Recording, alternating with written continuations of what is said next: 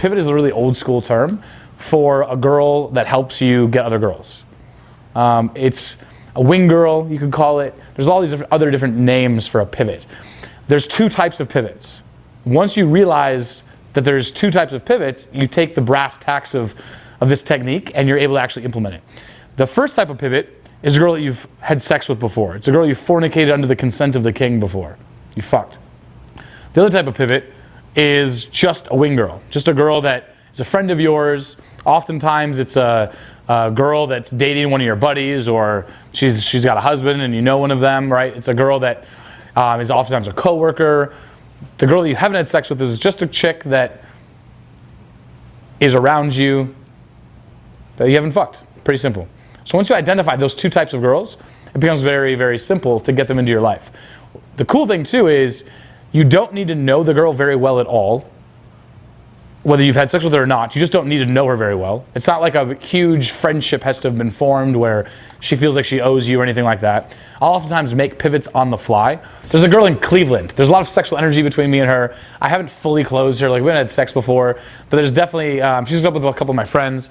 I've introduced them before. She's hooked up with an ex of mine. There's definitely a lot of energy back and forth, but there definitely wasn't a full close. She's a girl who's introduced me. She's got me into many nightclubs. She's gotten me free tickets to events. She's definitely introduced me to a lot of girls that I have hooked up with. But there's always this, like, she's in my pipeline. There's always like this vague, faint idea that we're going to hook up with each other at some point. And it could happen very easily. Like, we literally could just do a couple shots at the bar and all of a sudden be like, all right, let's go home. And we'll hook up with each other. We could just be like, hey, you want to go smoke hookah and watch Netflix, and we'll just go home and we could hook up. She's one of the many girls that if, like, for some reason, I'm hedging my bet basically. I like to make my pivots, whether I've hooked up with them or not, I like to keep the sexual energy going where there's always a good idea and a good chance that something sexual could happen. When I meet a girl, I make it very, very clear to her that I'm a sexually suggestive, innuendo-based person. That my jokes are very sexual, that I'm very sexually promiscuous in general, that I'm definitely a bit of a man whore, that I'm definitely a little bit crazy or obnoxious. I make that clear within a few seconds of meeting most girls that I talk to. And even if the girl's just my friend, there's still a lot of sexual energy back and forth. I'm still joking with her very sexually. I'm still doing a lot of verbal sexual escalation. There's just not a lot of physical escalation. That's kind of the difference. The first type of girl, the girl that you've had sex with, to turn her into your pivot is super simple, but it starts right before you have sex with her. You're going to do a lot of disqualification, which is just such a core part of any dude's really good game repertoire, where you disqualify the girl based on traits that you actually like in a girl. So if you like brunette, you'd talk to a girl who might be brunette and say she doesn't have dark enough hair. And she's going to start qualifying how she happens to be brown-haired right now, but she's usually a lot darker hair. She's going to start kind of justifying her actions and justifying herself to you. The more she does that, the more she's investing in you. But if she invests in you in a disqualification type of conversation, she's also investing in the type of girl that you like. It's very specific to that type of conversation. So then, in the conversation before the sex but after the kiss, you have what's called a DTR talk, a define the relationship talk. And a define the relationship talk, this helps with multiple long-term relationships, dating multiple girls at once, setting the frame right from the get-go that you're not necessarily looking for something serious. This helps with that, and it also helps with turning her into a pivot. I have a DTR talk with every girl that I meet, no matter what. Whether I want to turn her into a friend, and so I kiss the girl and I have the DTR talk and we don't hook up, or I kiss the girl and I have the DTR talk and we do have sex. What it does, it helps a lot of things. The first thing you want to do is you want to define the type of guy that you aren't. Define the type of guy that's like a goody-goody kind of guy. A guy that's goody two-shoes, a guy that's a take him home to mom kind of guy. So you tell the girl, you kiss the girl, you pull away from the kiss, which is a great segue as well, because oftentimes you're making out with a chick, you're not really sure if you're making out too long or making out too little. So you kiss the chick, then pull back and go, wait a second, I have to stop this right here. And she's usually then, when you say that's strong, usually the girl's kind of like, well, wait, what's wrong? Like, nothing's wrong. I just have to tell you this before we take this any further. There's two types of guys. There's the first type of guy. He's the one who's going to show up on time to everything. He's the type of guy who, he's going to know when your car needs a proper oil change. He's the type of guy who is going to, you're going to be happy to introduce him to your mom. He's the type of guy that he's going to be very excited. He's going to court you over a long period of time. You're going to have a lot of, it's going to be very enjoyable, but you'll be a little bit bored. There's a second type of guy. he's going to pull up on the motorcycle, throw you over the back of the motorcycle, take you to dinner, fuck you, and then send you an Uber back home. He's the type of guy you're going to have a lot of wild, crazy experiences with, but travels too much to the point where you are never really sure when you're going to see him again. But you're definitely going to be excited and antsy when you see his name pop up on the phone. I'm not the first type of guy. If you're looking for that first type of guy, you should get up and leave right now. Because you do the inverse of the status quo, it's a concept where it's very, very powerful. You take advantage of the status quo and how people kind of just fit into the status quo, and then you say, if you're looking for the other type of thing, you should take this action that's kind of hard for you to take already. Then they kind of fit into that frame intentionally. I've never had a girl actually get up and leave at that point in that conversation. She always just stays because that is the status quo. So when she stays, she's kind of acknowledging and accepting the fact that, and you're basically managing expectations in a very good way. You're managing the expectations that you're going to be the type of guy that's going to hit on her friends and it's fine. You're the type of guy that's going to try to get her to have threesomes with her coworkers. You're the type of guy that's actually going to promote this kind of behavior. Basically, you want to do it where it's quiet, so she's going to hear what you're saying. But you pull away from the kiss, you have to define the relationship talk. That does a lot of things. Next thing you want to do is, before you actually sleep with the girl, you want to see how far she'll escalate with another girl in that area. This also is good for threesome game. You want to get the girl to try to escalate. I love to take girls to strip clubs because it's very natural for the girl to kind of escalate with strippers. Because that's just kind of they're kind of accepting that's what's going to happen when they walk in. You can do this in a nightclub as well by asking girls which girls they start with judging girls. That's an easy thing that you can do in game basically. Is you just in the nightclub and start judging girls. Oh my God, look what the girl's wearing over there. Oh my God, I would never date you if you wore that type of outfit.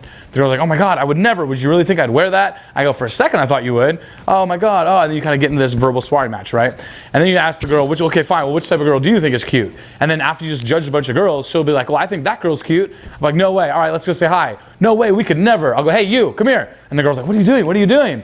Or she's very confident. She's like, oh my God, you're really doing this? I'm like, fuck yeah, I am. Get over here. You, come here. The girl's like, okay, come here. Hey, we think you're hot. We think you're super cute. Oh, really? Oh my God. Well, I mean, I don't. I'm kind of shy, but she thinks you're pretty.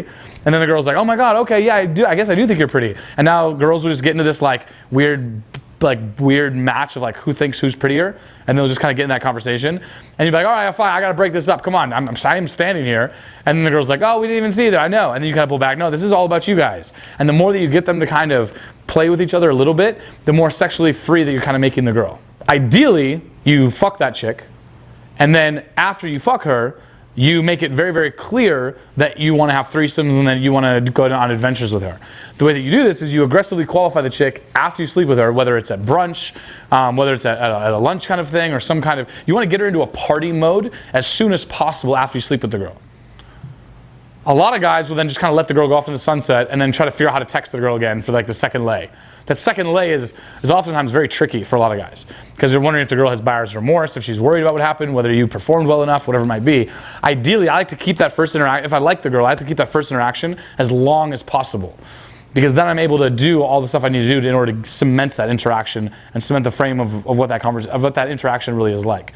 So if I can get her then to get her into kind of a party mode right off the bat, whether it's a brunch or an afternoon kind of, a lot of these cities have this day drinking thing where people want to party during the daytime. You take her into that kind of environment right after the sex, and it promotes this party, promiscuous kind of vibe. The more of that you can promote, the more risky behavior that you can kind of promote, the more likely she is to not take you so seriously. So the next step in making a girl who slept with you into a pivot is to get her into that party mode as quickly as possible after you sleep with the girl. If you get her into that party mode as quickly as possible, she won't take you so seriously. If she does take you seriously, she's more likely to delay threesomes with you. She's more likely to delay the pivot thing with you because she wants to keep you all to herself. You follow that? So a really, really big key thing, if you slept with the girl, just get her to a party mode as quickly as possible.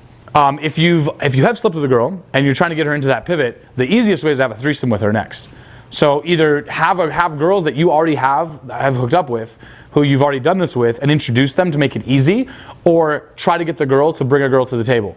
If she brings a girl to the table, that's very, very clear then that's instant pivot. If she's bringing girls to you, that's better than that's as good of a pivot as you can possibly get, because she's actually contributing to it without you having to go out and approach and open and do all these things yourself. More things that you could kind of get into with that, right? If the easiest way to fuck this up is if the girl thinks that you are relationship material and you're very responsible, professional, things like that. You want to have a very stable life at the core so that you can kind of live the life that you want to live, but you want to jump off of that and show signs of degenerateness, signs of obnoxiousness, signs of promiscuity, right? The more of that you can display and show, the less likely she is to actually look at you as husband material or, God forbid, a retirement home material, right? I'll meet a lot of guys who literally, girls will meet them and they just want to like, they'll see that guy and they're like, I want to retire with him in Florida, rather than fuck him in a bathroom. You really want to, even though you want to live a very professional, disciplined life, you have to kind of jump off of that, and you have to be less tender, less responsible in the girl's eyes in order for this to happen, if you want to sleep with the girl and have her be the pivot. There's an advanced version of this where you can sleep with the girl, still be this polished, refined guy, and treat the girl as your pivot, but that's a really, really tricky, fine line, tightrope that you have to walk, because you have to do certain things. A lot of my friends have this, where they have the girlfriend, or they have the fiance, or they have just a girl that they've dated and slept with, and that guy is just very polished, which causes the girl, he's very polished, but he's also a player. So it's like this kind of Venn diagram of being very polished and professional while you're still being a player. And what rests in that Venn diagram is the girl just kind of thinking that he's awesome, and she's like, how is he still single? How is he still this guy? Well, how is he still single? Well, he's fucking you and all of your friends. That's how he's still single. He's choosing to be single, even though he's got this front of being very rapport building, comfort building, very, very courteous, very chivalrous on the outside. This is kind of the ideal goal that you want to appear to be, where you are the dude who's always holding the door open for the girl while you're smacking her ass on the way out. Where you're the dude who's totally willing to take her and her girlfriends to some dinner, but then you're playing footsie with her girlfriends under the table. Well, you're planning on hooking up with every single one of those girls. The real immorality with infidelity is dishonesty. So that's a real key thing to kind of remember here, is that you want to make sure that you're not lying about anything. Every web of a lie that you tell just makes this whole thing a lot harder and more challenging. Next thing, make sure you realize that the number one thing girls want to do is matchmake. They're just so excited to matchmake people with their friends and then just kind of keep it going. It's just such a fun activity. I see guys not using pivots in the club, and I just get bored of that. I see guys just running around like just randomly opening and not having girls do that for them. When I open a girl, the number one thing I'm trying to do is spike buying temperature, right? Get a little bit of investment. Then the next thing I'm trying to do is put her to work for me. I want every girl that I talk to be running on that hamster wheel trying to go get girls for me. And in turn, I'm making that initial girl a part of my pipeline as well. Because every girl that she finds for me is an opportunity for me to close and hook up with that girl. But it's also investment that she's putting into me herself by going off and going on that work, trying to find girls for me.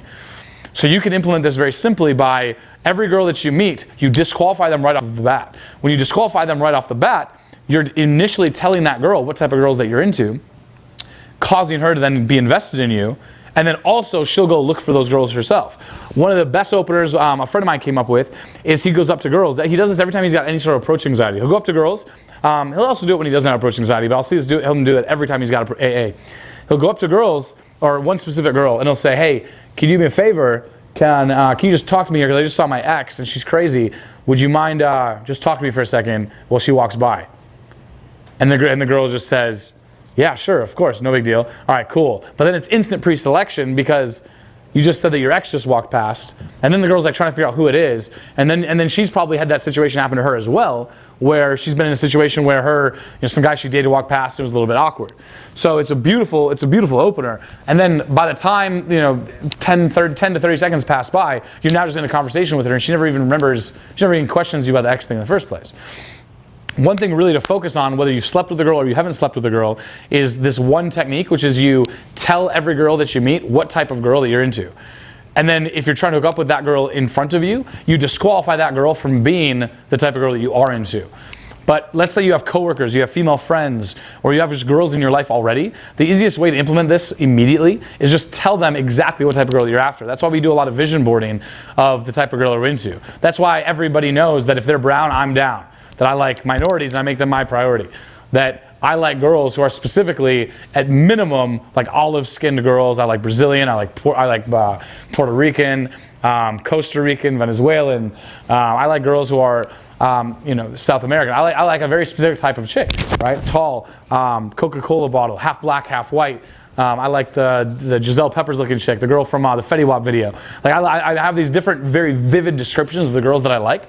And again, it doesn't have to be like that, but because I have such vivid descriptions of it, I paint such a clear picture in every girl's mind what I like, that I create this Luke army. I create this group of people around me that are always working really hard to throw these girls at me. The craziest thing is you just have to tell the girls in your life what type of girl you're after, and the more vivid that you can tell them that way. So that's why I tell every girl, like, holy shit, if only you can find the girl for me that's in that Fetty Wap video, 679. I just want to find that girl who walks up those stairs and walks back down those stairs, puts it on rewind. Instead of just being like, oh, I like half black, half white, Puerto Rican girls. I usually like long hair, but if it's short, okay, I get it. I'm putting like a image or a video image in their mind of exactly what I like, so that when they see something close that resembles that, it hits so much harder. The anchor is so much stronger. Genuinely, I wouldn't like the girl that is in that Fetty Wap video, but it's just such a sexy little, like, 3 to 5 second scene that I'm like, yes, I want that. I even go so far as to be like, I've stalked this chick on Instagram. I want this. I'm going to do a music video and hire this chick for the music video. Like, I have this whole story and this whole narrative of how that's going to happen, that when I tell girls that, they get excited about being a part of that narrative. So much of game is painting a narrative that you're the star of, and girls can kind of be a part of that narrative. That storyline, that narrative of your life is very, very powerful. Instead of just literally listing the descriptors of that type of chick, the more imagery, the more I talk about the fact that I like Emmanuel Shikri, right? Sloane from Entourage. The more I talk about I like the chick from the Pussycat Dolls.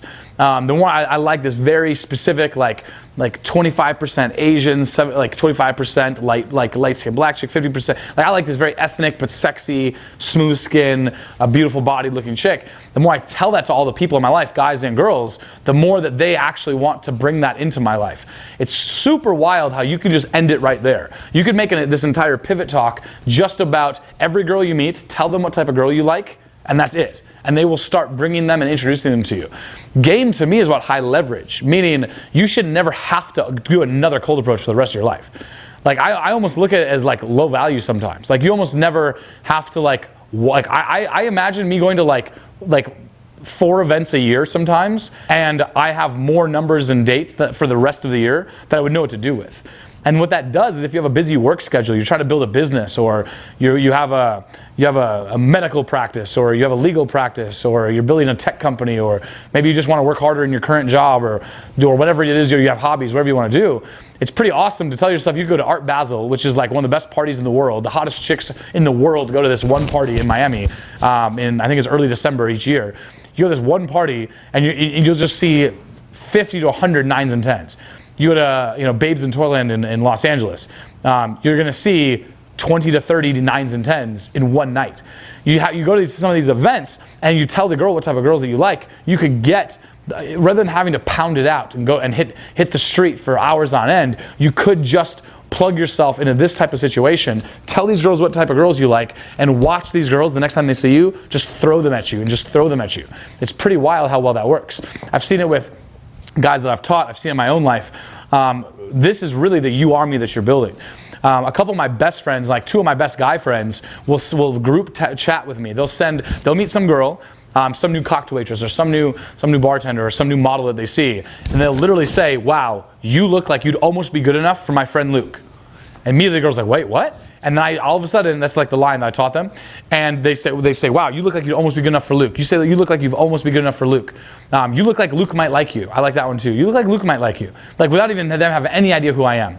And for the past couple of years now, I'd say like 10 to 20% of the girls I hook up with are purely because of referral sex. Because the cosign of the guy or girl that met that person. And then if you look at my phone right now, I have, I have like, and then 702 da da da da da da da da, and then it's like, "Hey, meet my friend Luke. What's up?" with a funny meme, and the girl's like, "Oh, hi, This seems kind of weird, but I was told I should meet you. What's up? And it's that three-way text, right? And all of a sudden it's like, oh, this is kind of random. This is funny, but what's up? And I just have these like messages at least now once every other day. If I'm hitting this up hard and I'm pushing it, I could get 1 or 2 a day, where I'm like, oh, hey, what's up? You know, I wasn't planning on going out tonight, but what are you up to? Oh, me neither. I wasn't planning on going out either. Oh, cool. You want to hang out? I'll get these girls to just come over straight to my house, purely because I have the cosign of someone that they know. Right? Because you have all of that trust that's built up between the other two people, and then you get all that trust passed on to you. So that's a really, really good way to do it. You can do that with guys and girls. Specifically with a pivot, you were talking about women. I have this girl. She's a girl that I met at right. And she's this beautiful girl, and she's just turned into one of my best friends. But every time we talk, she just has her boobs out. She's very, very sexual. It's making me very comfortable around, more comfortable around very sexual, very high status, attractive women. And at any point in time, like we could hook up. Like it's very, very sexual. Like she grabs my dick every time we see her. You know, I have a video now that's coming out of me like whipping her, and I'm like leading her with a collar and a leash, and like through a hallway, and like it's just super sexual. We're texting each other. She texts me naked photos all the time. Anytime she thinks I'm like sad, she's like, here's a naked photo to cheer you up. And I'm like, hey, you know, it kind of worked.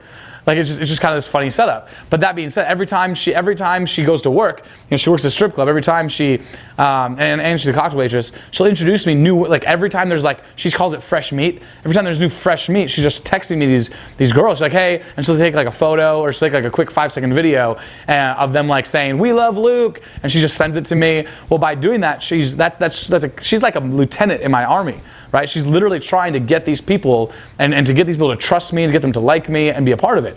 I've had those girls send me naked photos too, and be like, not like super graphic, but like boobs out or just like an ass photo, purely because she told them to do it. Because hey, if she trusts Luke, then I might, you know, then must trust Luke too. Then he must trust Luke too. Does that make sense?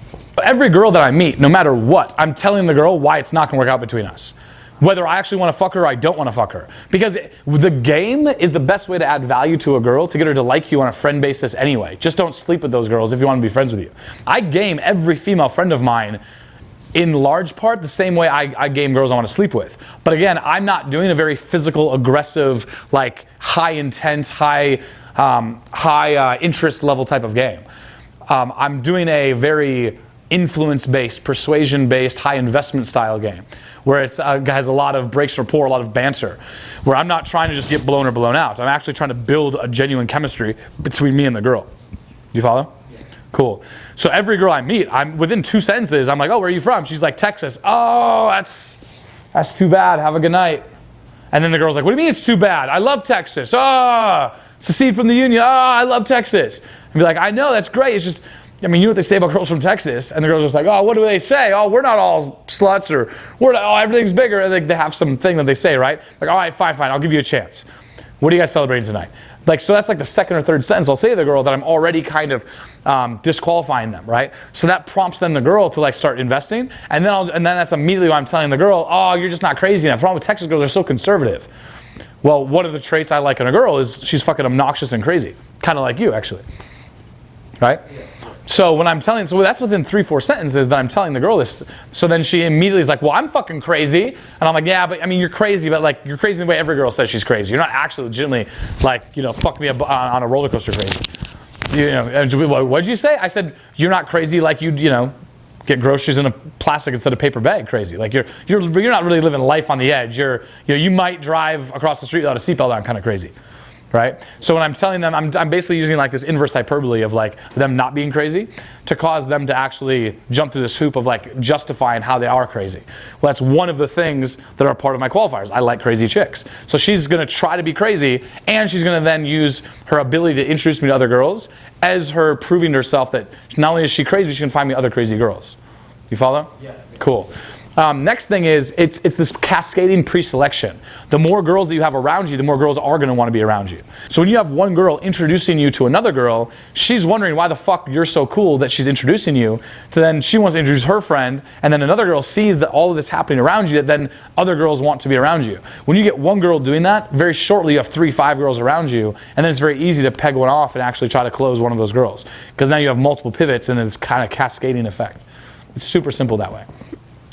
Girls that you aren't sleeping with, that's super easy because you game them exactly the same way that you would game a girl that you are trying to sleep with.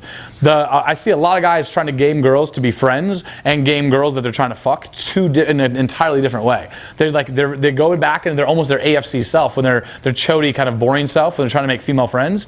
And then when the girls that they're trying to sleep with, they have these aggressive banter lines or these blow me or blown out kind of statements of super heavy intent, or they'll try to like aggressively grab the girl and bring her in and do these things that are just you would just never do if you were a calibrated, high status, classy guy, right? That's what you do, like, you know, on the street between 2 and 3 a.m. That's what you do in like a college bar or something.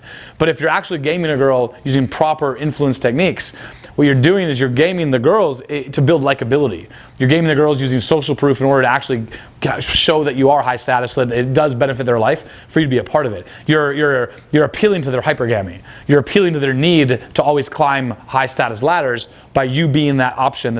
I always make sure that with every girl that I meet, I am this high status thing they can't quite capture. So even though I'm high status when they meet me, every conversation we have, I'm like this moving target of status where they can never quite wrap their head around it. They can never quite see what I am. They never quite understand who I am. I'm like this onion that just kind of keeps peeling, but the onion, every time they peel a layer off, the onion just gets bigger and bigger. So it's just this moving target of status, so that I'm always appealing to the girl's need to be higher status. I'm appealing to the girl's need to be in a cool area, to be in, I'm always the best option. And it's a moving target though. And I work really hard to do that. And then when you do that, every girl, it behooves them to introduce you to their friends because they'll look cooler by introducing you to their friends. Does that make sense? Make sense? Cool. The best way to do this as well is to make sure that you're not doing this heavy physical game, because that's not going to increase the girl's value to fall for that, to be a part of that. When you're just aggressively grabbing girls, roping them in, when you're grabbing girls and kind of doing heavy makeouts on them, the girl, it doesn't raise her social value to be that way. It doesn't make her look cooler. Ideally, every girl that's in your circle, every girl that's in your army, you're building up and making her look cooler, making her status raise, and making her life better by her being a part of your life. The more that her status and value raises, the more likely she is to keep introducing you. One way to do that is introduce her to cool people yourself. So on a one-night plan, for example, if you're going out one night and you're only trying to have success in one night by doing this, I like to introduce girls to high-status guys that I know, guys that have achieved business success, guys that are in the nightlife and they've achieved a lot of success. Every attractive girl that I meet, the hotter the girl, the more likely she is to get introduced to the owner by me. The hotter she is, the more likely she is to be introduced to a guy I know that owns an exotic car company. The more likely I'll oftentimes go to a club I've never been in before, meet a dude that is clearly high status, meet him, shake his hand. Now he's my new best friend for the night. Then I'll go over to a group of hot girls, I'll meet them, and my entire game on those girls, the game I'm running, is just introducing them to these high status guys that I just met earlier in the club. Like, hey, you gotta meet my best friend. The girl's like, oh, your best friend's here? I thought you're from Vegas. I know, he just happens to be here. Let me introduce my best friend. And I introduce her to my best friend. Turns out he's this like epic cool dude who's funny, successful. Then she's like, wait, he's your best friend? Wow, that's awesome. Like, who are you? And I'm like, oh, I'm nobody. I'm a peasant. I don't even know why he lets me hang around. But the whole game that I'm running is I'm showing her that if she hangs out with me, now this is obviously all subtext, I'm not literally telling her this, but if she hangs out with me, I'm going to continually improve her life, and it's only going to behoove her to actually be impressed by me and actually want me to be around her friends. It's going to make her life better to be the pivot. Right? You don't have to necessarily directly tell them you're going to be the pivot. This is just going to happen. It's really fun too because it takes the pressure off of you having to do a lot of work in your game. Most of your game should be easy. You shouldn't be trying to impress these girls. You should literally be making it so you're just kind of like driving through the process and then the results just kind of unfold. Next thing you can do is literally outright tell these girls exactly what you want them to do. I like to do this by basically daring them or going with the opposite and then getting them to kind of pop out the other side with actually taking these actions. So one way is when I see a girl, I like to just outright ask her, hey, why aren't you introducing me to your hot friend? What the fuck? I'll say that to a girl I just met, and I'll say that to a friend of mine that I've known for a long time.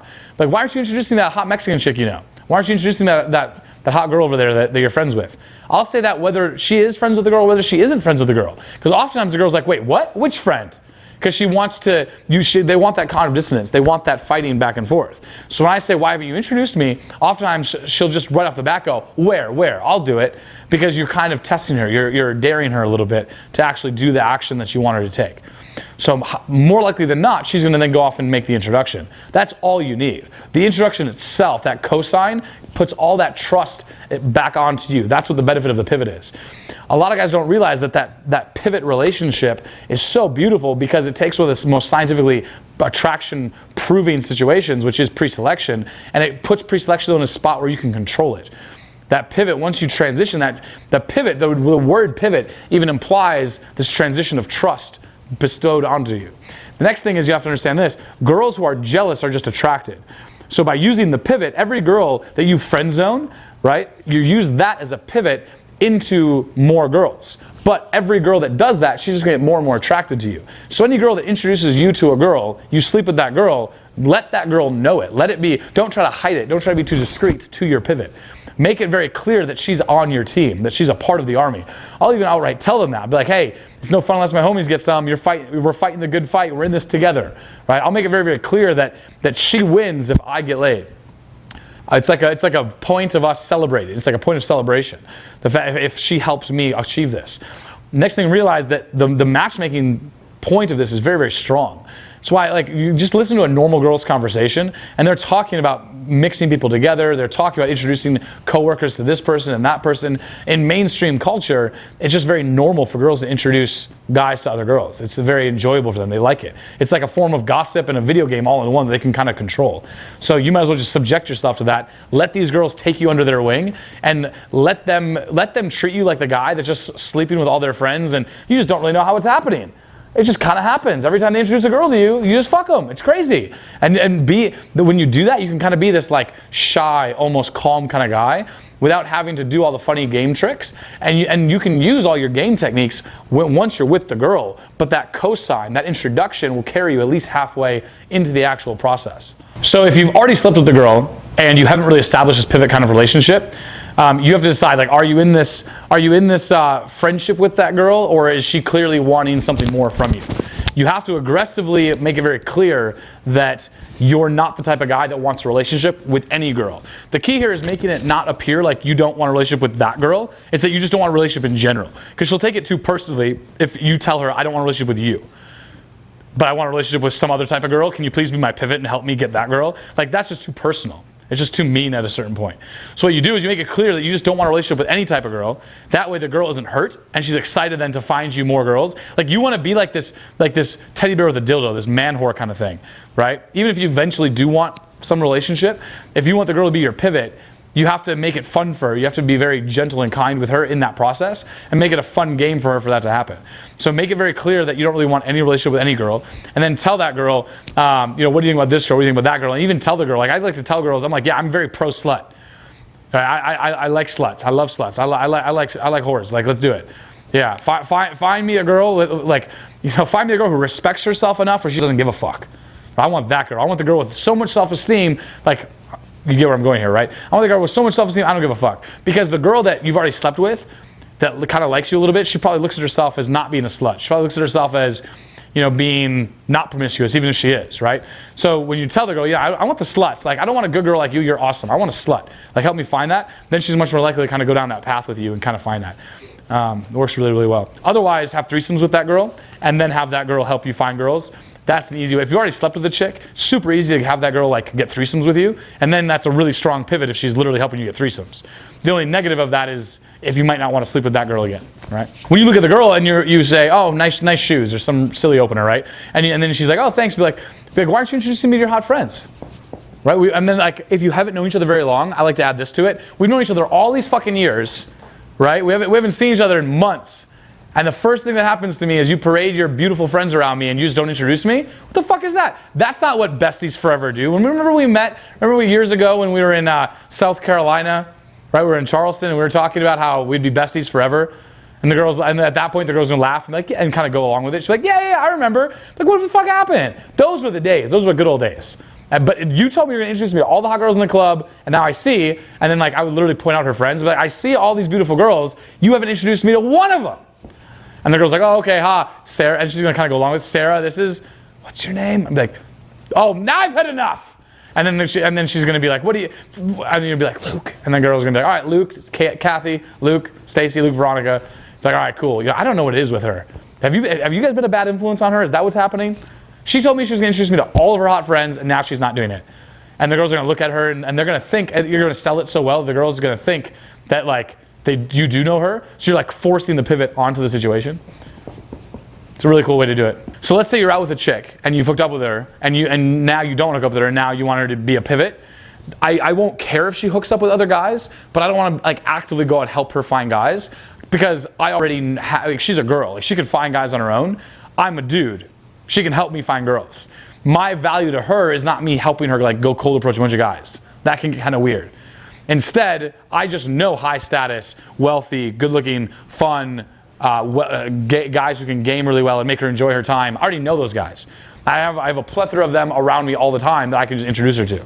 So I'll introduce her to my buddies, because that way, like, my bro who, like, helps me with some, like, I'll introduce her to guys I'm having business stuff with. I'll introduce her to clients of mine.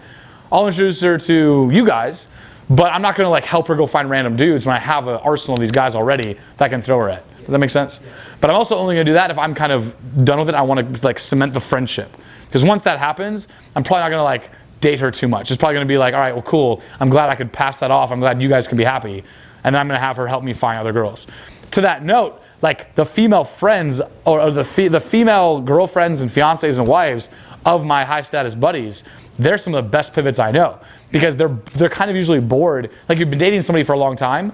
It's not the most exciting thing to do, go to a nightclub with your significant other. You've been out with them 100 other times to that club. It's kind of a boring kind of thing to do.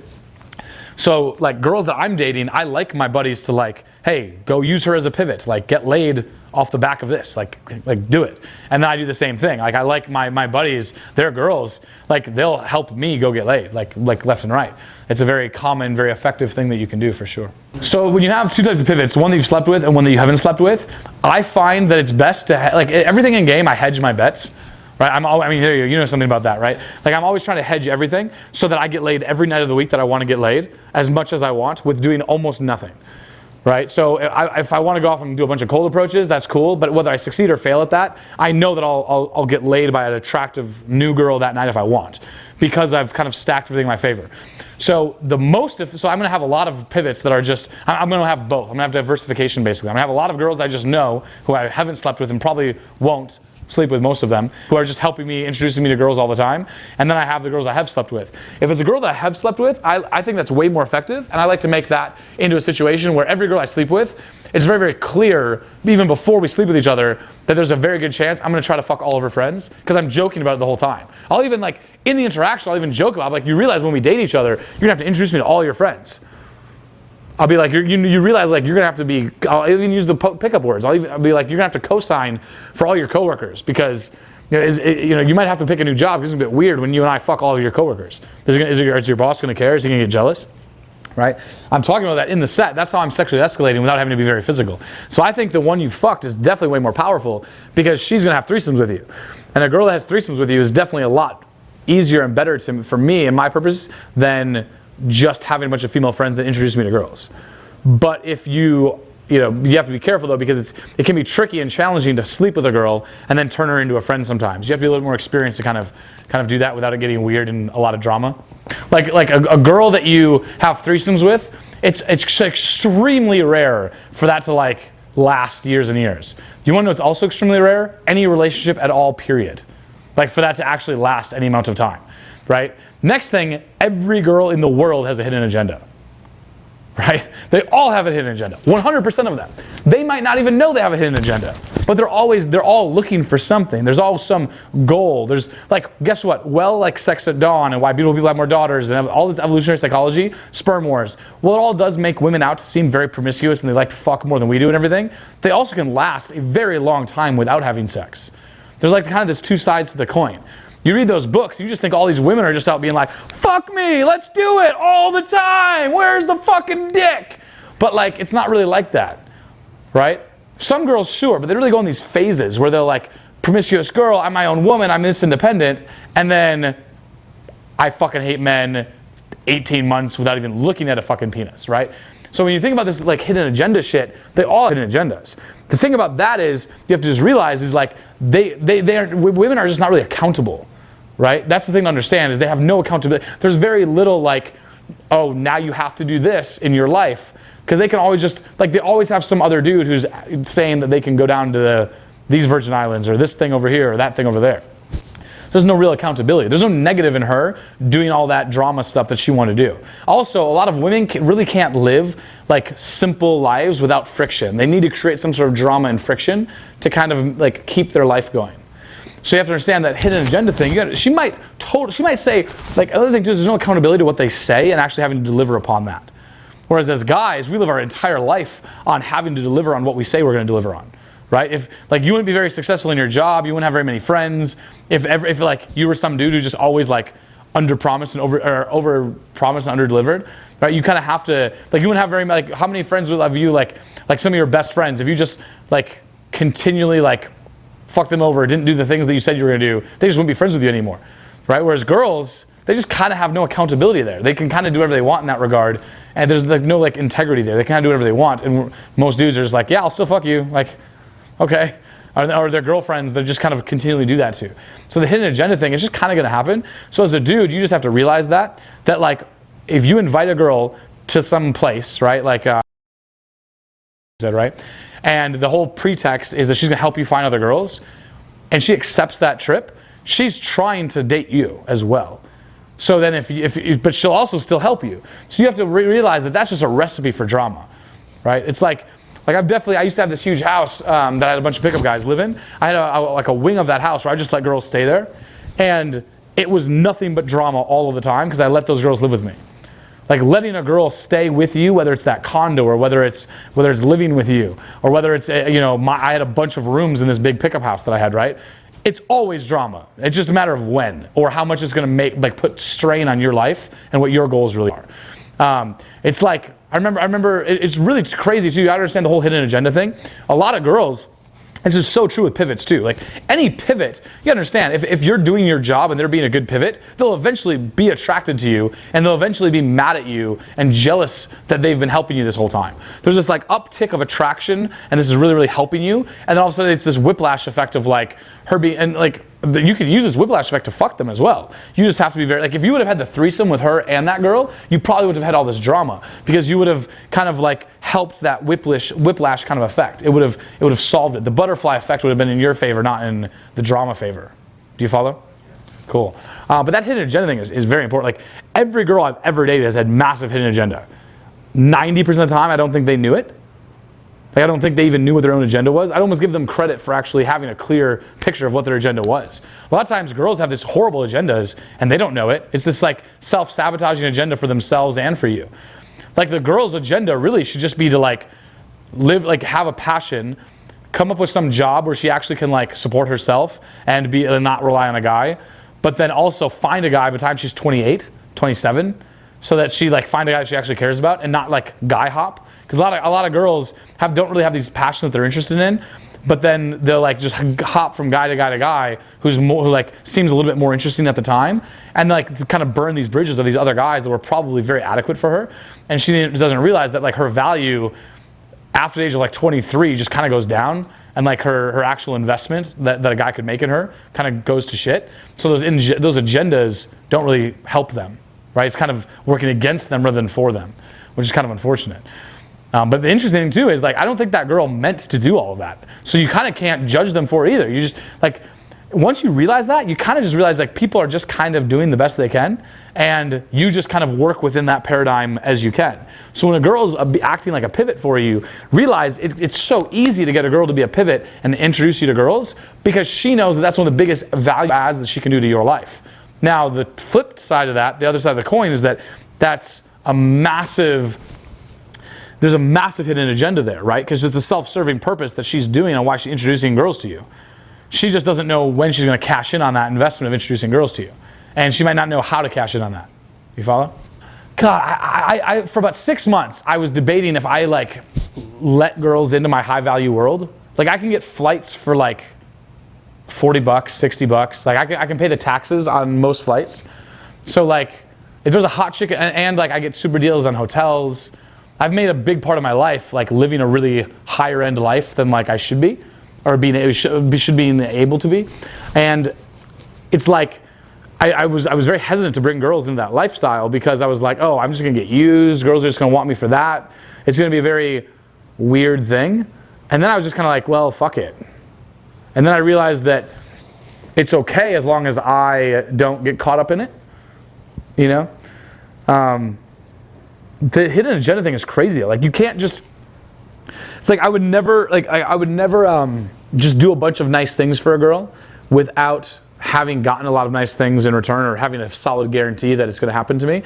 Because like I've definitely had these situations where like I've like, but like one of my first super hot chicks I ever met, like I got her a super good deal on this ticket. I basically like, it was like the price of a date basically to fly her from New York to Vegas, and she's staying with me, so it doesn't cost anything. You know, the actual like quid pro quo there is very much in my favor. But then all of a sudden, the second she landed, it was like super sexual, super dirty. The second she landed, it was like very relationshipy and a hidden agenda. And she wanted to talk, or like I'll have girls come and visit. Just the other day, I had a girl kind of visit me and my primary. It was one of her best friends. And the second she landed, she's trying to tell me about her boyfriend.